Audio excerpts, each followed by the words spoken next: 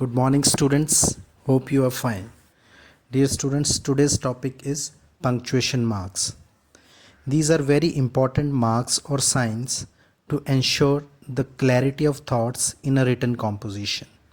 Before moving further, let's have a look at the learning outcomes, means what you will be able to do after going through the topic. So after completion of the topic, you will be able to identify various punctuation marks. Secondly, you will be able to use various punctuation marks appropriately. Means you will be able to recognize different punctuation marks and you will also be able to use them correctly or appropriately. Here is the definition of punctuation. Punctuation, according to the Merriam-Webster dictionary, is the act or practice of inserting standardized marks or signs in written matter to clarify the meaning and separate structural units.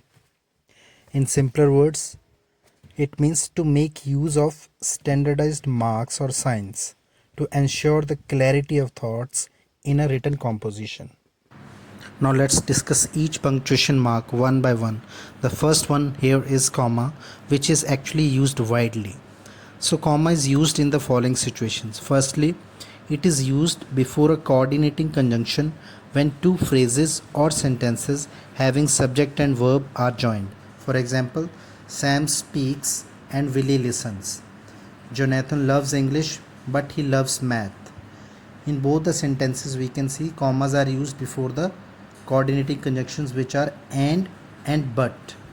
In the second situation, it is used to separate two phrases or sentences when a subordinating conjunction is used at the beginning. For example, when Sam speaks, Willie listens. After he submitted his test paper, he went directly to his dormitory. In both the sentences, we can see that at the beginning, when and after, which are subordinated conjunctions, have been used. Thirdly, comma is used after an introductory word. For example, indeed, Sam likes to dominate a conversation. Nevertheless, Willie doesn't understand much of what he says. Fourthly, it is used after introductory phrases. For example, in general, Sam makes little sense. Trying to sound important, he tends to make a fool of himself. So you can notice that the commas have been used after the introductory phrases. In this last situation, a comma is used for separating items in a series or list. For examples, Natasha has studied marketing, salesmanship, and advertising.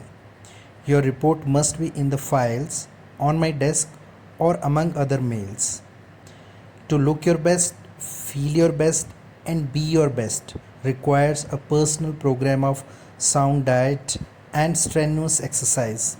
So in these examples, you can notice that various items mentioned in the sentences have been separated by the use of commas. Now let's discuss the next punctuation mark, which is semicolon. It is used to join two closely related sentences. For examples, Sam sees the tree, Willie hears the birds. I will arrange a guest speaker. Arlene will take care of refreshments. We have sent you 3 bills and 2 statements. However, we have not received your payment. I received your bill of consultant services performed in April. Therefore, I am enclosing a check for $940. Now, in all these examples, you can see that though the subject matter of the sentences joined by semicolon are different, but still they are closely related and relevant to each other. That is why a semicolon has been used over here. The punctuation mark colon is used in the following situations. Before a formal list. For example, when evaluating a credit application, consider the following: credit history, employment history, and current assets. So you can notice that a formal list of certain documents has been introduced after the use of colon. Secondly, it is used before an explanation. For example, a letter refusing credit should be positive. You hope to continue business on a cash basis. So in this example, you can see that An explanation is given after the use of colon for the situation before that.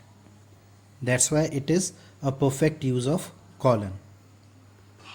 Full stop is yet another widely used punctuation mark in English language. Use a full stop at the end of a complete sentence that is a statement. For example, I know that you would never break my trust intentionally.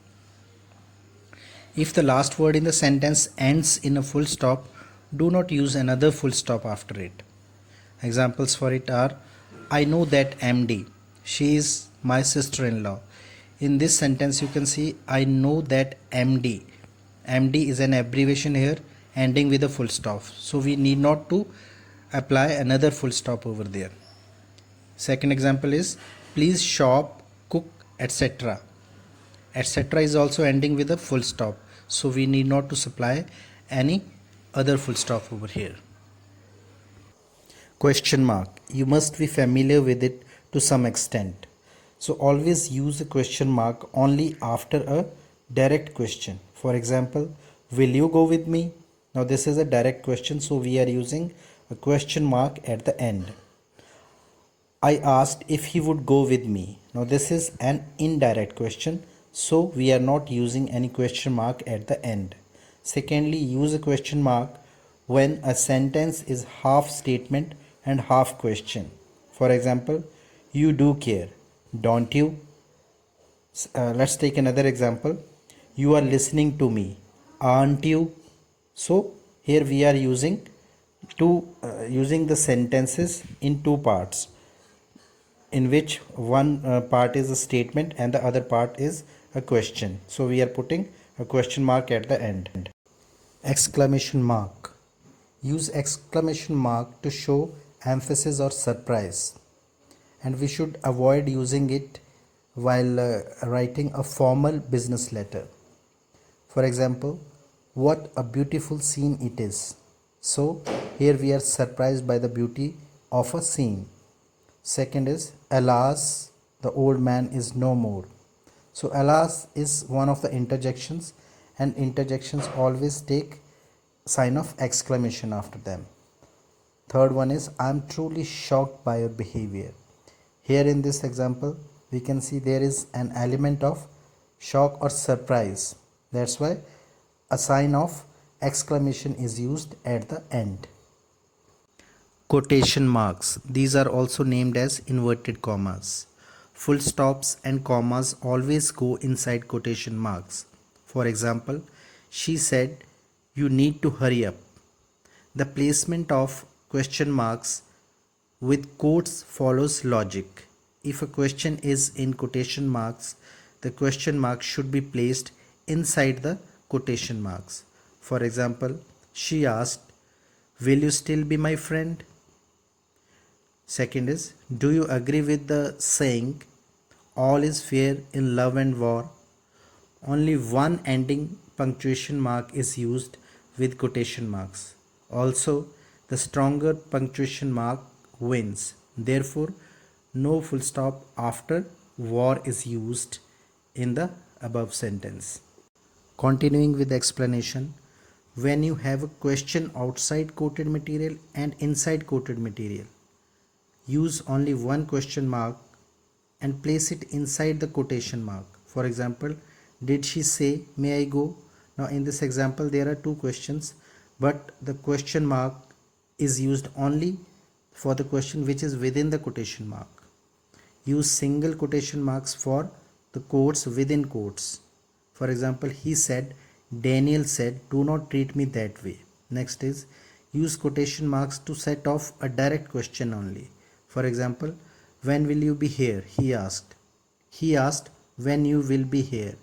So the second sentence is indirect question, so we are not putting it into inverted comma or quotation marks.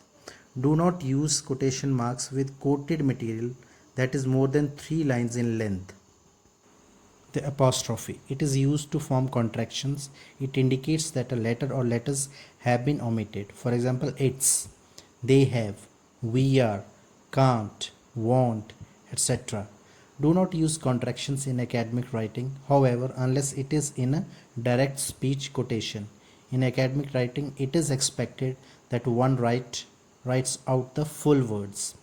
The apostrophe is used to indicate possession. If the noun is singular, you just add an S after the apostrophe. For example, baker's theory, grandpa's pipe, Sarah's dress, the policeman's gun. If the noun is plural and ends with an S already, simply add the apostrophe after the S. For example, my brother's toys, the manager's lounge. The words are ending with S and they are taking apostrophe after that. The hyphen. The hyphen is used to divide or to compound words, word elements or numbers. Use it with all words containing the word self, such as self-expression, self-confidence, self-assured, and self-denial, etc.